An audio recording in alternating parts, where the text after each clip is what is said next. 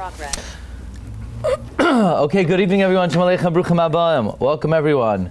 We're continuing our series of Shiurim, which are generously dedicated by Dr. Zakim Mishpachta, Lila Nishmas of Shom Eliezer, ben Rav Yaakov Zakaim, Lila Nishmas Rivka Bas Tzvi HaLevi, Rav Dov ben Rav Yaakov Tzvi HaKohen. The Shiurim of Chodesh Adar are dedicated by the Yom Tobian family of Great Neck in memory of Miriam Bas Rachel, whose 12th yahrzeit is Tes Zayin Adar. Tonight's share is dedicated by Ms. Chani Fanfeder, who's chutz for the return of Alon ben Idit. He returned to his family safe and well. Bekarov, Be'ezos Hashem. Tonight's share is dedicated by Shimon and Suri Shamel Zada in honor of their daughter's engagement. And they should be Zeichel Livnois Bayis Nam B'Yisrael L'Shem Ol Tefaras Mazel Tov. Okay, we have an amazing share tonight. We're almost there. The second to last share before Purim, and as we get closer to Purim, of course is Kabbalas HaTorah. Now, before we start, I just want to make sure that everybody has your important material for the Yom Tov of Purim. So make sure you have the Concealed and the Revealed. It's available in Svarim stores. You can get it at artscroll.com. And not only that, but back in print is the small edition of the Concealed and Revealed, because this fits right into your Shalach Manas. In other words, you have the bottle of wine, you have your Hamantash, but do you have your miniature Concealed and Revealed? That's the big question. Also, the Sefer Maggid Harakiah on Purim is back in print. It's available in Svarim stores or on our site with free shipping. Okay, there's a very interesting halacha regarding Sudas Purim. So we know that there's a lot of discussion about what time Sudas Purim is this year, but in terms of how it starts, the Ramah tells us, Toiv lasoik ma'at b'Torah kodem sheyascha Suda. It is good to engage a little bit in learning before the Suda begins. Before you start your Suda, you should learn something. So many people, they walk into their Suda, they're already a little tipsy, a little bit lightheaded, but make sure you start your Suda with a little bit of learning. The semach ledavar, the hint to this practice, la Yehudim haisa oira v'simcha. The Jews had light and joy. Oira is Torah, and after Torah, then Oira v'simcha, then you could have the Suda. So before you get started, you should learn something. Now the Ramah doesn't say what to learn. What are you going to learn? You don't have to do the Concealed and the Revealed. You could do the Haggadah. You could do any sefer you want. You could learn whatever you want. The Ramah does not legislate what should be learned. However, there's another interesting halacha. The other halacha is that you start learning Hilchos Pesach before Pesach 30 days. That's the beginning, the first halach in Hilchos Pesach. Shoyalin behilchos Pesach kaidul Pesach shloshim yom. Says the Mishnah Berurah, so if you start learning Hilchos Pesach before Pesach 30 days, when do you start learning Hilchos Pesach? Mishnah Berurah says, Maschilam yom Purim atzmai, you start on Purim itself. So it comes out, there are two reasons to learn on Purim. One, before you start your Suda, you want to begin with learning, and the remez is La'ihudim Haisa Oira V'Simcha, first Torah, and then the Suda. And number two, there's another reason to learn on Purim, because you have to start learning Hilchos Pesach before Pesach 30 days before. So you have two independent obligations to learn on Purim. Number one, to learn before Sudas Purim. Number two, to learn Hilchos Pesach on Purim. Comes Reb Shlomo Kluger in his Tshuvos, Ha'elaf L'cha Shlomo, in Archaim Siman Shin Pei Dalet. He says, well, if there's a mitzvah to learn before Sudas Purim, and there's a mitzvah to learn Hilchos Pesach before Pesach 30 days. So says Reb Shlomo Kluger, you could kill two birds with one stone. You know, it's not like you have to learn twice. You need to learn before the Purim Suda begins. Number two, you need to learn Hilchos Pesach. So if you combine the two, learn Hilchos Pesach before the Purim Suda. Okay? Ad kedei kach, that learning Hilchos Pesach is so important on Purim that, you know, if there is something called like a totem pole. There's an order of priority when it comes to answering shilas.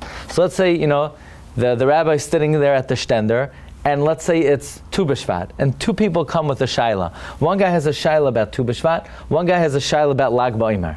So which one gets precedence? You answer Davar Yafa B'ita. You answer the one that's asking a timely question, the one that's asking some Fardreita shaila, then he doesn't have priority. You have two guys. One guy, it's an end of life issue. He's about to go. He wants to know. The other guy has a question about his grandson who wasn't born yet, bar mitzvah. So which one do you answer? If you answer the guy is about his grandson's bar mitzvah, when his son wasn't even born yet, the guy who has an end of life issue, he's going to already be in the Olam HaEmes by the time you get to him. So it's always important to know which shaila you answer first. So Rav Shlomo Kluger says, on Purim itself, if you have two people asking a shaila, one has a shaila about Megillah, or Mishlach Manos, or Matanos Aviram, he has a Purim shaila. The other that has a Pesach shaila, which one has precedence? Do we say, Purim obviously, today's Purim, or do you say the obligation to start learning Hilchos Pesach before Purim is learnt out of a pasuk? It's midoraisa maybe it's biblical to learn Hilchos Pesach 30 days before Pesach. It's Vayidaber Moshe Mayadei Hashem Lebnei Yisrael. We learn it out from Psukim perhaps, and therefore maybe Hilchos Pesach is so important on Purim, it even has priority over Hilchos Purim. Bottom line is, here it is, you're about to start your Purim Suda, and there's a lot of good food coming. You have an entree, you have an hors d'oeuvre, you have a soup, you have an entree, you have dessert. Whoa, wait a second, we have to learn Hilchos Pesach. I mean, is that a reasonable thing to do? Is that going to put you in the Purim mood to start off the Purim Suda with Hilchos Pesach?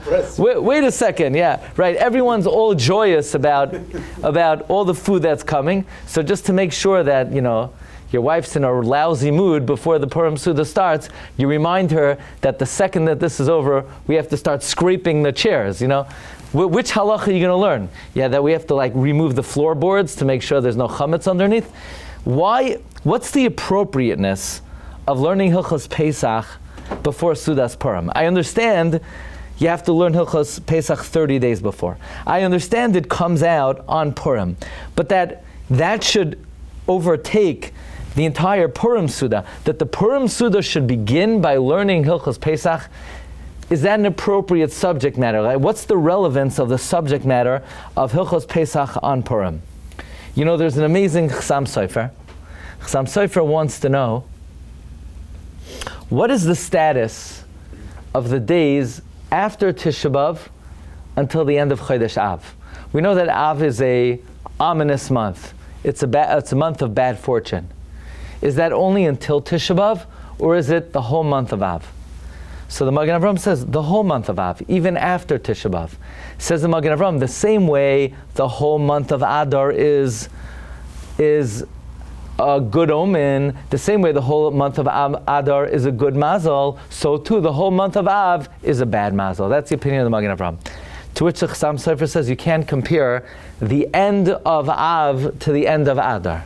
First of all, the end of Adar is sandwiched between Purim and Pesach. So it's still good times after Purim. But once Tisha B'Av is over, the bad omen is over. So you can't say it's a time of bad mazel after Tisha B'Av. But then the Chassam Sofer says something even more than that. He says you can't compare after Purim to after Av.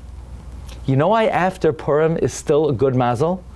Because since there's a halacha, they have to start learning Hilchos Pesach before Pesach 30 days before. Chassam Sofer says a beautiful lashon. We once spoke about this and we offered a different understanding. So that means that Pesach is stretching out its arms. It's saying, learn me, learn me, learn me. And its arms are stretching out until when? Purim. Says the Chassam Sofer, it comes out, Nimtza, Yemei Purim, U Pesach, Chavukim Zeh B'Zeh. Purim and Pesach are hugging each other. Isn't that a beautiful lashon? Isn't that just touching? That it comes out, since there's a halacha, they have to start learning Hilchos Pesach 30 days before Pesach. It comes out that Purim and Pesach are embracing each other.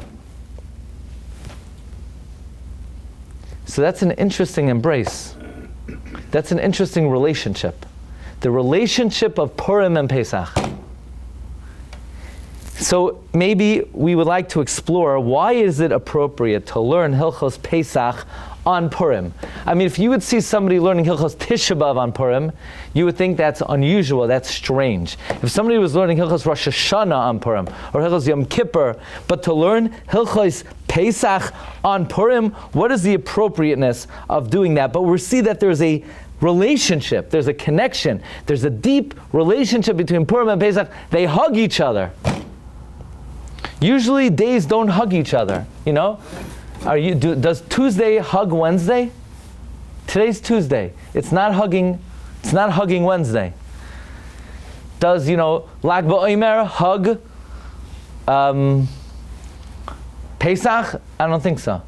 Does Tzom Gedalia hug Tainus Esther? I don't think so. But Purim and Pesach hug each other. In fact, Rabbi Isai, when we legislate, when we ordain Purim, and we want to know, should Purim be an Adar Aleph or an Adar Beis?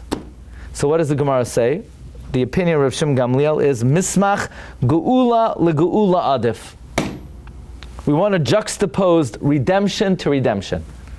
What are the two redemptions? Rashi says, Purim and Pesach. As if there's some kind of connection between Purim and Pesach. What's the connection between Purim and Pesach?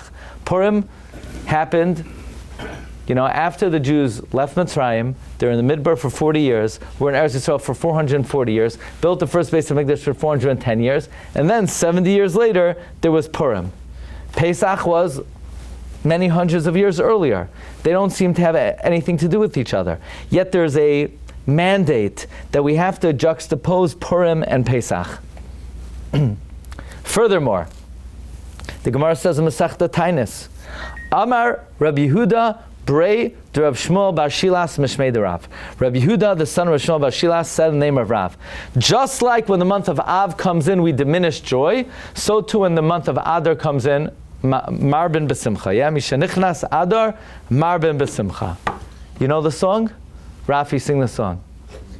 Go. Very good. Rashi's Mishanichnas Adar, Marbin B'Simcha. When the month of Adar comes in, we increase our joy. So if I were to ask you, in which month do we increase our joy? We say, Adar, Mishanichnas Adar, Marbin B'Simcha. Rashi says, why do we increase our joy in Adar? Yemei Nisim Hayu L'Yisrael. It's days of miracles. Purim u'Pesach. Adar is a very joyous month. Purim and Pesach. What's the obvious question on Rashi? Why is it bringing in Pesach? What does Pesach have to do with anything? We're talking about Adar. Why is Rashi saying we rejoice in Adar? Because of Pesach. Pesach is not an Adar. You knew that? Pesach is a Nisan. So why are we saying Mishanichnas Adar? Because of Pesach. In fact, the El Yarabah says, we see from Rashi, the Mishanichnas Adar, Mar B'Simcha, applies to Adar and to Nisan. Okay. When Esther was preparing herself to go into Achashverosh, she was very hesitant. She tells Mordechai, I don't want to do it. It's not for me. It's not for a nice Jewish girl. I can't do it. Don't make me do it. And ultimately, Mordechai convinces her to do it. He tells her, if you're going to be quiet now, Kim hacharesh tacharishi bo'es hazois revach v'hatzala. Now listen very carefully. Mordechai said, if you're going to be quiet now, bo'es hazois, then God will send salvation to the Jewish people from somewhere else, and you will be destroyed. How did Mordechai know she needs to go now? What was special about now that she needed to go now? What's the rush? It's Erev Pesach now. They have a whole year until the Gezerah goes into effect. They could have done it any other time. Why was it so important that she went in now? Says the Medrash, what was Esther doing at the time? What good deed was she doing at the time that this good deed protected her? Look in the Medrash number 11. Shoimer mitzvah lo yeda davara zu Esther shahoisa asuka b'mitzvahs biur chametz. You know what Esther was doing in preparation to going into Achashverosh? She was standing around with the local sanitation of Persia, and they were saying, step back, no flammables, you know. They're telling her, be careful. Only you have to unwrap your 10 pieces from the silver foil. You could throw in your lulav, but no plastic bags. Esther was doing biur chametz. What was Esther doing when she was getting ready to go into Achashverosh? She was burning her chametz. Here it is, the entire Klal Yisrael, their lives are on the line. Does she really want to smell like kerosene going into Achashverosh? That's the mitzvah she wants to do? I could think of cleaner mitzvahs. If you have to go into the king, the last thing you want to do is biur chametz. She's gonna walk in. He's going to ask her, you know, what did you just do? You know, where did you just go? You were at a campfire or something? And what is Esther doing in preparation for meeting Achashverosh? Biur chametz. You ready for this? Here we go. This Shabbos Achar. Shabbos Achar, we read about destroying Amalek. Why are we reading about destroying Amalek this Shabbos? Why are we reading about destroying Amalek this Shabbos? For what reason? And everyone's going to come to Shul and they're going to make very scary announcements. You have to hear every word. And you have to listen carefully. And if you make any noise, then you're not going to be yotzei the mitzvah. What are we doing out there Shabbos? Why not last Shabbos? Why don't we do it some other time in the year? Anyway, we read Kiseitze at the end of the year. We're going to read it in Elul. So why can't we wait until then? Well, we have to read it again? We're doing it once a year. We do it once a year. We do it in Kiseitze. We did it in Beshalach. Why do we have to read about Amalek? And why do we read about Amalek only once a year? Because it says Zachar. It also says remember that we left Egypt. And Egypt we remember every day. So why do we only remember Amalek once a year? Says the Aruch HaShulchan, we have a tradition. V'Nisan nigalu u'v'Nisan asidun ligal. We were redeemed in Nisan, and we're destined to be redeemed in Nisan. Before we're redeemed, we need to destroy Amalek. So if the Geula and the Beis HaMikdash is going to be built in Nisan, then we need to make sure Amalek is destroyed before Nisan. So therefore we have to read about destroying Amalek in Adar. So what we're doing this Shabbos is in preparation for what's going to happen in Nisan. In Nisan, we're going to build the Beis HaMikdash, the Geula will come, and in Adar, we will destroy Amalek. So since destroying Amalek is in preparation for the Geula, which doesn't happen every day, we only have to remember Amalek once a year. But Yitzias Mitzrayim, it says, Zachar es Yom Tzezmezem Kol Yemei Chayecha, all the days of your life. So you have to remember that daily. But Amalek, you only need to remember once a year in preparation for the Geula. So think about it. In order for the Geula to come, we have to destroy Amalek. When do we destroy Amalek? So most people would say, I guess on Shabbos. So you're saying all you need to do is read Zachar es asher asalacha Amalek ba'derech b'tzeisachem mitzrayim, and that's it. And he's done. He's gone. How long does it take to destroy Amalek? We start by reading the Parsha of Amalek. However, you ready for the Chida? Now, as we get closer to Purim, you know the Chida's yard site is the first day you could read the Megillah, Yud Aleph Adar. So Yud Aleph Adar is what? Tuesday? Monday night? Something like that. The Chida in the Kisei David says something out of this world. He says, Esther, when she was preparing to go into Achashverosh to save Klal Yisrael from Haman, she was burning the chametz. Why was she burning the chametz? Why do we burn the chametz? You ever think about that? Why do we burn the chametz? We have to be mevatel the chametz. We have to burn the chametz. We have to render it ownerless. We have to search for it in the nooks and the crannies.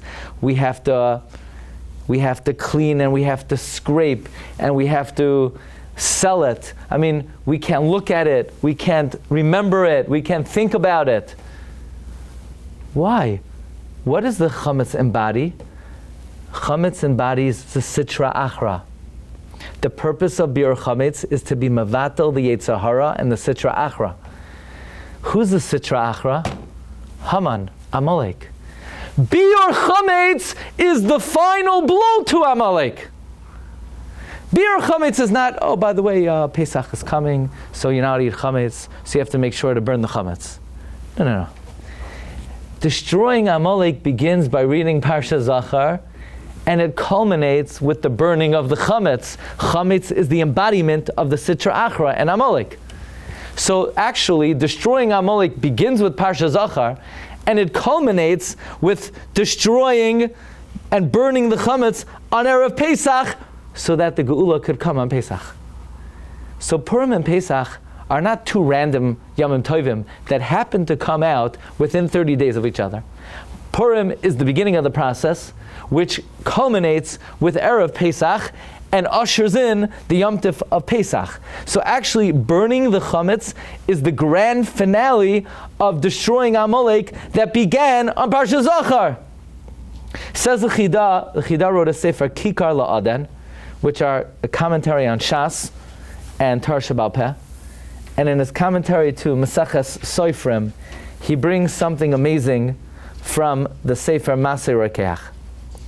You know, we have a tradition that the Beis HaMikdash is going to be built on the first day of Pesach.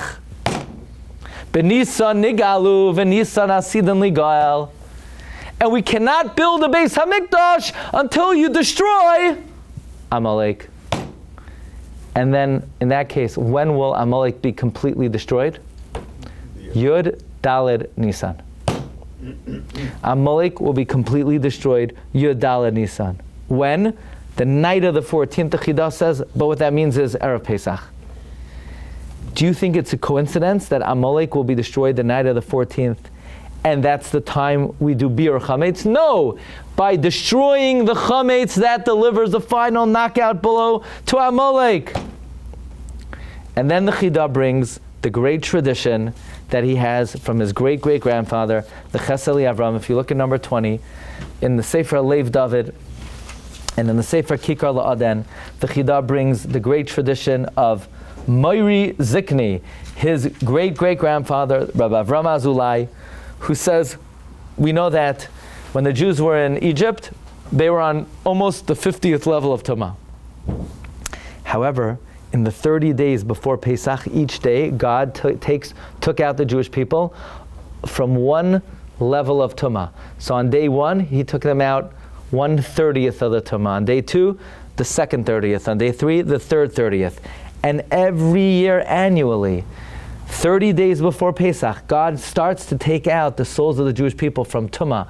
1/30th on the first day, another 30th on the second day, another 30th on the third day. Annually, every single year, the Rebbeinu Shalom takes out the Jewish people another increment, another 30th from the levels of Tumah, until Erev Pesach, we are at the precipice of Kedusha, and Amalek falls, and we're ready for Binyan Beis HaMikdash. It's not a coincidence. Oh yeah, we have a tradition, B'Nisan nigalu, v'Nisan asidan ligael, that the Geula will happen in Pesach, and we happen to burn chametz on Erev Pesach, and there happens to be a Yom Tov of Purim 30 days before, and we happen to read Parsha Zachar, and there are all these like unconnected rituals that really have nothing to do with each other. No, there is a progression. There's a progression where Purim leads up to Pesach. Purim begins a process. The process is the destruction of Amalek, which begins with Parsha Zachar, and it culminates when we burn the chametz on Erev Pesach. You know what the Torah says about Erev Pesach? Remember the pasuk? The pasuk says on Erev Pesach, the mashchis is destroyed on Erev Pesach. The forces of evil are eradicated on Erev Pesach. Amalek is gone. Amalek is annihilated on Erev Pesach. It's not just on Purim we annihilate Amalek. On Purim we start the process. It culminates on Erev Pesach. Therefore, you know why You know what protected Esther as she went in front of Achashverosh to plead with him to save the Jewish people from Haman? The fact that Esther was burning the chametz was annihilating the force of tumah of Haman. It's not a coincidence that Esther was burning the chametz in preparation to save the Jewish people from Haman. Burning the chametz is what empowered Esther to overcome the forces of tumah of Haman. If you want to know, how did we overcome Haman? By burning the chametz. Haman is the chametz. So go back to when Mordechai told her she shouldn't sip up. Was she already burning it, or was she going to burn it? Or it doesn't mean that she was aware even. She wasn't aware. It's not like she went to burn the chametz to destroy Haman, but the Rebbeinu Shem orchestrated that she should be involved in burning the chametz as a way of protecting her and Klal Yisrael from the danger of Haman. This is the idea of the Chida. Ad kedei kach, that, take a look at number 18. Vayomer ki yad al keis ka. We know that the Rebbeinu Shem swears by his throne that he is at war against Amalek. But take a look at the dates given. So one remez the Gra says is Purim. Ki yad yodalid, ka is Tesvav. Those are the 2 days of Purim. Yad is Yodalid and Ka is Tesvav. But it's also, says the Chida, a remez to Yodalid, Erev Pesach. You know when Amalek's going to fall. Vayomer, you know when it's Milchama L'Hashem Ba'Amalek. Yodalid Nisan. In fact, the Chida says an amazing gematria. Ki Yod al Keis is gematria Ze Hiya Yodalid Nisan. You know when there's a war against Amalek, the Chida says in the Kikar La'aden, Ze Hiya Yodalid Nisan. In fact, this idea that Amalek will be completely eradicated on Erev Pesach is sourced in the Tikkunei Zayar in the Hakdama, where he says the siman of Ki Yad al Keis Ka is Ar La'arba Asar Boitkin as Hachametz La'ar Haner. So we view it, there's a Yom Tov of Purim, there's a Yom Tov of Pesach, they have nothing to do with each other. One is a day you dress up in costumes, you're going to dress up like, I don't know who, the old administration, the new administration. You could dress up like Biden, you could dress up like Elon, whoever you want to dress up as, so that's up to you. And then, after you give out the shachmanas, then you immediately throw everything in the garbage the next day so that you could clean for Pesach. You know, there's one Yom Tov called Purim, and there's one Yom Tov called Pesach, and they have nothing to do with each other. In fact, we need to clean Purim away before we begin preparing for Pesach. No, there is this time period that begins with Purim. It culminates with Pesach. But these 2 days are linked so profoundly that they're literally hugging each other. You know, they're embracing each other. It's a period that begins on Purim. We begin the eradication of Amalek on Purim, and it culminates on Pesach. In fact, there's a sefer that's published by Rabbi Yaakov Hillel called Mekav Tziel, where he brings from Rabbi Yaakov Chaim Sefer, grandson of Kaf HaChaim, who quotes another Tikkunei Zayar, that the chametz, the sa'ar, and the chametz are the Erev Rav that we destroy by Yom HaRishon Tashbisu Sa'ar Mibatechem on the 14th of Nisan. And the Erev Rav over here is a reference to Amalek. Like Tikkunei Zayar says, the Erev Rav are Mizara da Amalek. In fact, you ready for this gematria? This comes Rabbi Yaakov Chaim Sefer. Again, he's a descendant of the Kaf HaChaim. He wrote many, many Sfarim and pamphlets called Hadar Yaakov. And he says, the gematria of the entire pasuk, Vayomer ki yad al keis ka milchama l'Hashem ba'amalek midayer dayer. The numerical value of the whole pasuk is Beba Hagoyel Yakim Mechias Amalek Be'erev Pesach. I knew you thought of that first. Yeah. Okay, the gematria of the whole pasuk of Mechias Amalek is, it will happen when the Gula comes on Erev Pesach. Also, Ki Yad al Keis Ka Melchama L'Hashem Amalek Midardar is gematria Mechias Amalek Biur Chametz. Okay. Here we go. You ready? Fasten your seatbelts. In many Haggadahs, and in our Haggadah, the Art Scroll Haggadah, I wanted to make sure that it included something that I don't think was ever put in the Art Scroll Haggadah. There's a letter written by Rav Shamshin of Ashtapol that is considered a segula, that if you say it on Erev Pesach, you'll live out the year, and your enemies will all have a downfall, and whatever you do, you'll be successful, and everything good will happen. Basically, if you, in number 21, I bring an excerpt of the closing of this letter of Shamshin of Ashtapol. He says, "Acharei zois hoidia oisi raza dana."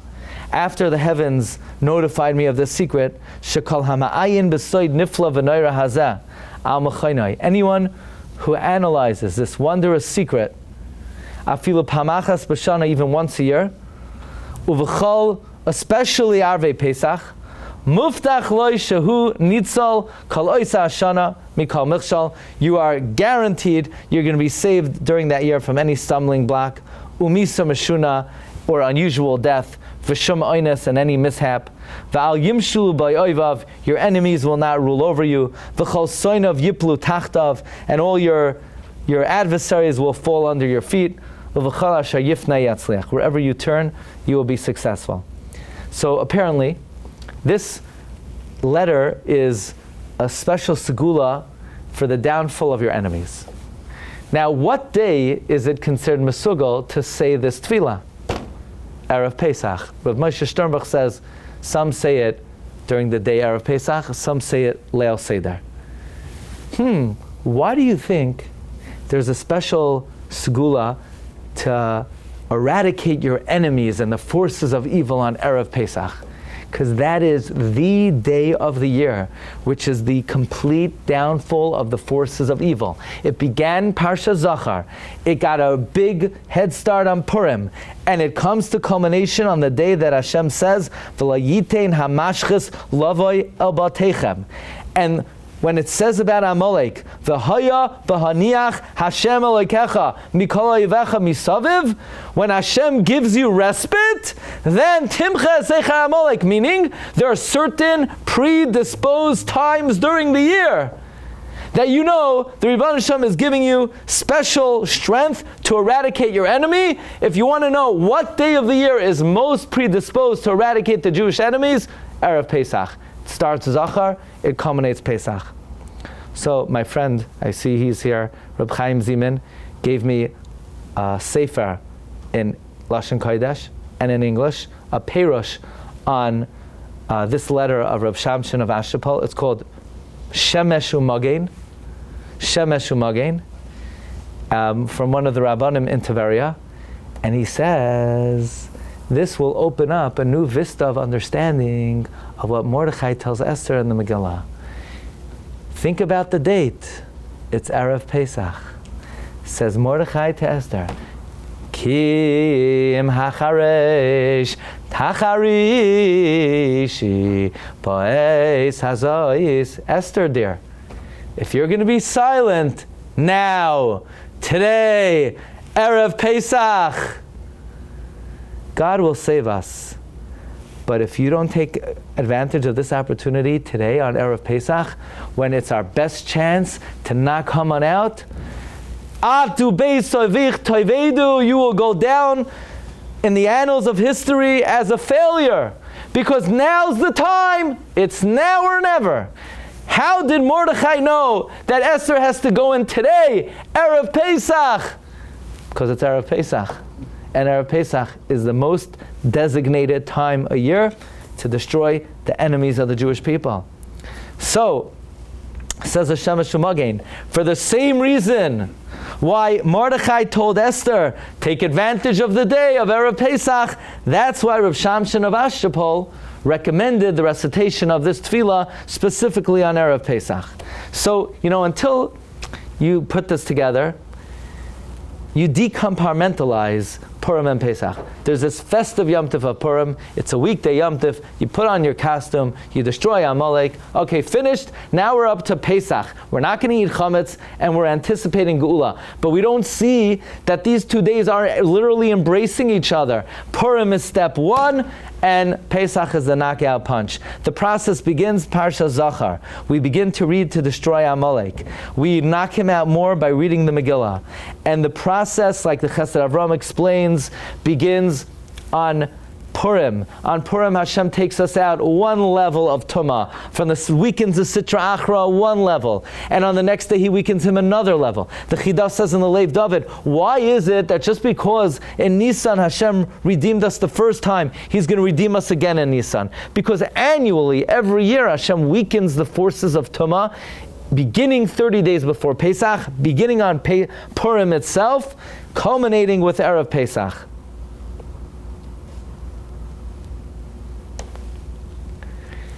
Do you think it's appropriate to learn Hilchos Pesach on Purim? Nothing could be more appropriate. When you're eating your Suda to celebrate the beginning of the downfall of Haman, we say, Ribbanu Shalom, let's just knock him out already. You know? We're, so to speak, we have our eye on the finish line. We have our eye on the target. The target is we're already learning Hilchas Bedikas Chametz at the Sudas Purim. Oh, what an unusual thing to learn on Purim. It's not unusual at all.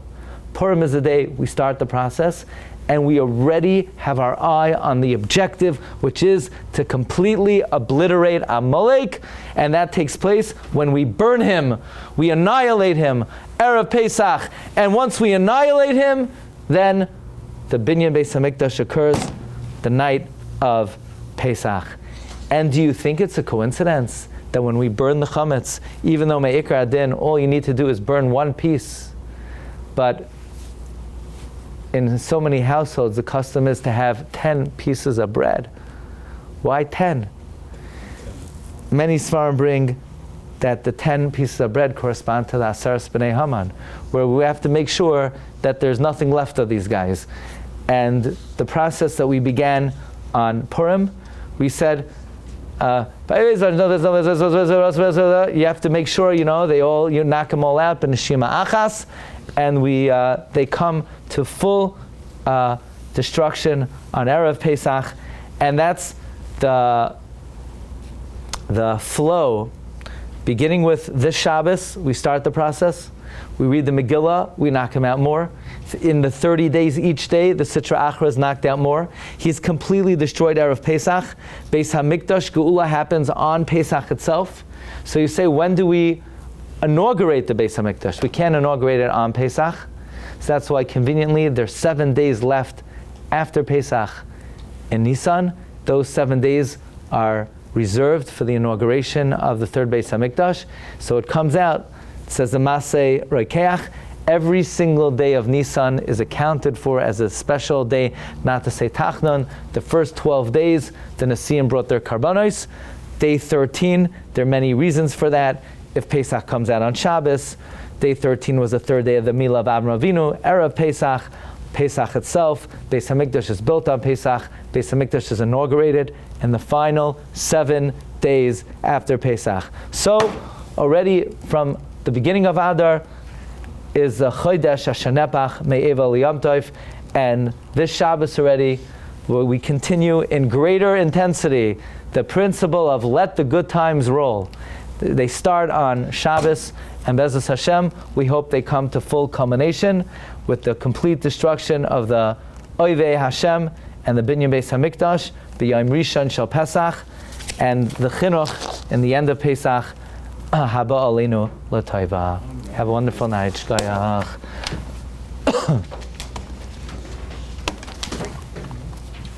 Okay.